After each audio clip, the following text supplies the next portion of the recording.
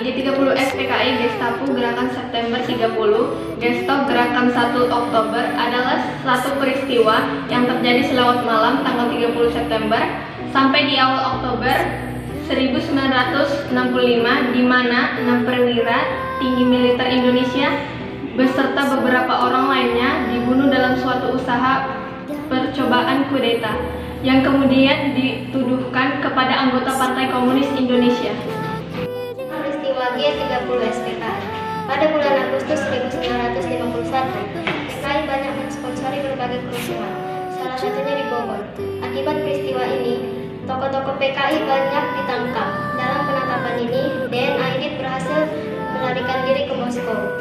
Pada tahun 1953, DN Aidit kembali ke Indonesia dengan membawa konsep Jalan Demokrasi Rakyat bagi Indonesia.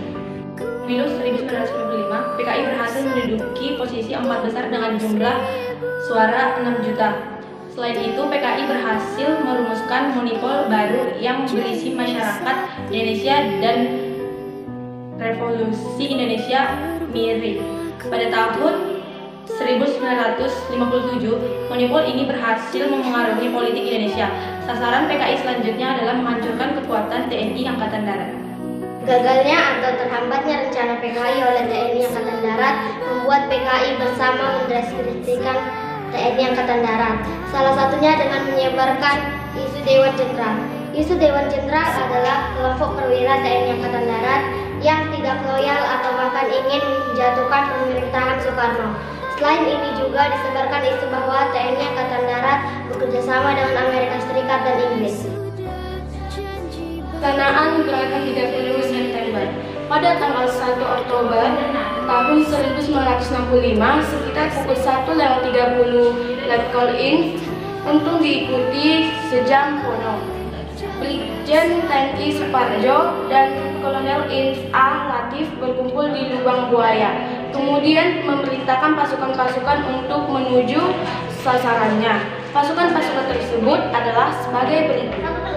1. Pasukan Pasupati yang bertugas menculik para jenderal. Pasukan ini terdiri dari 1 batalion infanteri dari Brigade Kolonel Inf A. Latif, 1 kompi Cakrawirawa dari batalion pemimpin Letkol Inf Untung, 1 peleton dari batalion infanteri pemimpin Mayor Inf Sukirno dan Kapten Inf Kunjoro. 2. Pasukan Bima Sakti yang bertugas menguasai Jakarta. 3. Pasukan Gatot Kaca yang bertugas sebagai pasukan cadangan. Selang dini hari, yaitu pukul 3, pasukan Pasopati mendatangi rumah para jenderal dan berusaha menculiknya.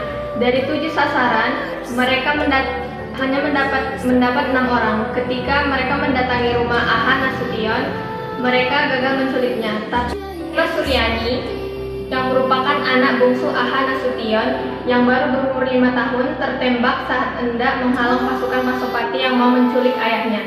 Sebagai gantinya, mereka menculik ajudan jenderal Aha Nasution yang bernama Letu Pire Andreas Sandean. Para jenderal yang berhasil yang diculik adalah 1. Letnan Jenderal Ahmad Yani, 2. Mayor Jenderal R. Suprapto, 3. Mayor Jenderal Haryono Mas Tirtodarmo, 4. Mayor Jenderal Suwondo Parman, 5. Brigadir Jenderal Donat Icazus Panjaitan, 6. Brigadir Jenderal Sutojo Siswo Wanarjo, 7. Letnan 1 Pierre Andreas. Berdasarkan Undang-Undang Nomor 20 Tahun 2009, ketujuh jenderal yang tercatat di atas kemudian dinobatkan sebagai pahlawan revolusi sekaligus pahlawan nasional yang berjasa bagi bangsa Indonesia. Adapun beberapa korban lain yang tercatat pada peristiwa yang terjadi di Jakarta dan di Yogyakarta itu ialah 1. Brigadir Polisi Ketua Karet Saswi Tubun, 2. Kolonel Katamso Darmoko Sumo, 3. Letnan Kolonel Sugiono Magun Wiyoto. Demikian adalah ulasan tentang sejarah singkat kronologi G30 SPKI dan daftar nama korbannya. Semoga dapat membuat kita semakin giat dalam ulas tentang sejarah